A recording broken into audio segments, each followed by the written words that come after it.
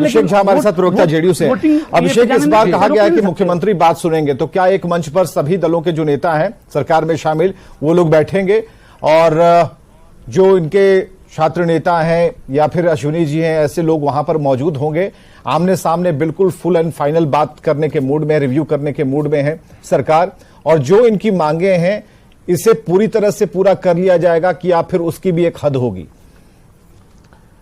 विवेक जी, सभी पार्टी के नेता इसमें शामिल होंगे या नहीं होंगे इस बात की जानकारी तो मेरे पास नहीं है, लेकिन जो भी शिक्षक हैं वो हमारी पूंजी है, बिहार की पूंजी है, बिहार के निर्माण में बहुत महत्वपूर्ण भूमिका निभाते हैं। मुख्यमंत्री जी ने साफ तौर पर, विजय चौधरी जी ने बताया है कि मुख्यमंत्री जी 14 के बाद एक बैठक करेंगे, सबकी बातों को सुनेंगे, विभिन्न शिक्षक संगठन के जो लोग हैं उनकी बातों को सुनेंगे, और सरकार किस पॉजिटिव एटीट्यूड के साथ बात करती है उसका एक उदाहरण आपके सामने है कि जब हमारे शिक्षक किसी मसले को लेकर संतुष्ट नहीं है तो बातचीत से तो बड़े बड़े मसलों का हल निकल जाता है। उनको संतुष्ट करना सरकार की पॉलिसी से ये हमारा काम है, या उनकी कोई भी ऐसी बात हो जिस पर विचार होना चाहिए, इसके लिए भी सरकार हमेशा खुले मन से बातचीत करती है और यही चीजें आगे भी होंगी। देखिए, दुखद तब लगता है ना हमें जब शिक्षक जो हमारे पूंजी है ऐसे मुद्दों को राजनीति से इतर रखना चाहिए, ऐसे लोग चिल्लाने लगते हैं, राजनीतिक फायदा लेने लगते हैं, जो लोग 4 साल की अग्निवीर योजना बांट रहे होते हैं।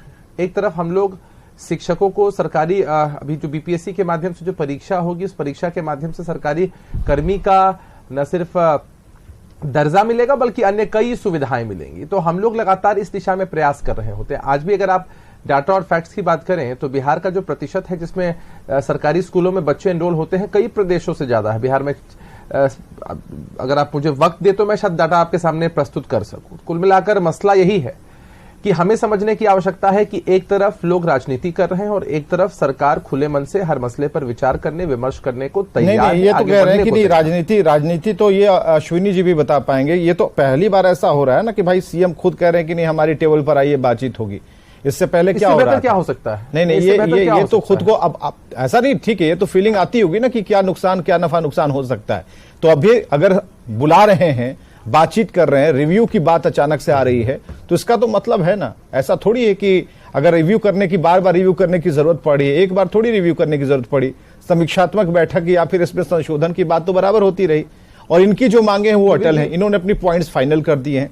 तो सरकार इसको बारंबार रिव्यू क्यों कर रही है? ये थोड़ा इलाज करके फिर छोड़ देना, पूरी तरह से पैकेज, दवाइयों की पैकेज ना देना, ये तो गलत है ना? नहीं, वो कहावत है ना विवेक जी, कहावत है ना कि बात करने से बात बनती है। जब भी दो पक्ष होते हैं तो दो कदम दोनों को चलना पड़ता है।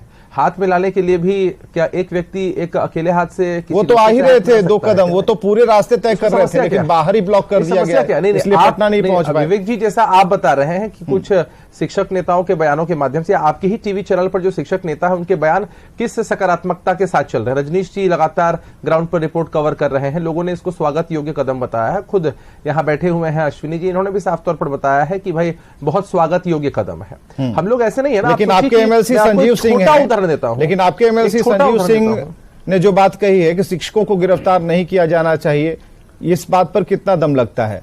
एमएलसी अपनी सरकार को सुझाव दे, अगर कोई तोड़े, नहीं, कानून अगर कोई तोड़े, कानून को अपने हाथ में ले, प्रोटेस्ट करने का एक तरीका होता है, एक लहजा होता है, लोकतांत्रिक तरीकों से हर किसी को अपनी बात करने का अधिकार है। लेकिन अगर वो चीजें होती है कहीं ना कहीं तो फिर प्रशासन उन चीजों को देखता है। डिमांड लेकिन ये भी तो है राज्यकर्मी का दर्जा देने की है सामने। जेडीयू एमएलसी तो ये भी कह रहे हैं कि राज्यकर्मी का दर्जा दे दिया जाए। तो क्या समस्या है इसमें? अपनी मांगों को आगे रखना, चाहे आप सत्ता पक्ष में हो, विपक्ष में हो, आम जनमानस से क्यों ना आते हो, आप खुले मन से कह सकते हैं। हम वैसे लोग नहीं है ना। आपको ध्यान में होगा कि तारकिशोर प्रसाद जी यहाँ पर डिप्टी हमारे, आप वैसे लोग और समग्र शिक्षा योजना में अश्विनी पांडे को करने दीजिए। आपकी बात पर अश्विनी पांडे कुछ कहना चाहते हैं, उसके बाद हम अभिषेक, जितना कड़ा देखिए मांगे आ रही हैं, डिबेट का समय खत्म हो गया, लेकिन आप रिएक्शन जरूर दीजिए। हाँ, नहीं, दिक्कत क्या है इसमें? मांग उठाने के लिए तो हर कोई स्वतंत्र है। ये लोग नहीं, लेकिन जितने वो तो कह रहे हैं कि एक लंबा टेन्योर हो गया ना। विवेक जी 20 सेकंड दे दीजिए बस।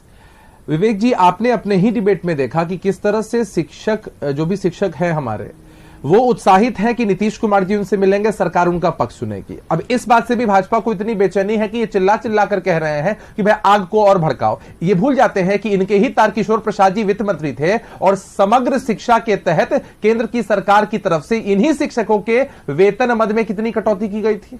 3-3 वर्षों की रिपोर्ट है, आप कहिए तो मैं फिर से पढ़ के सुना दूं। तो स्थिति तो इनकी ये है।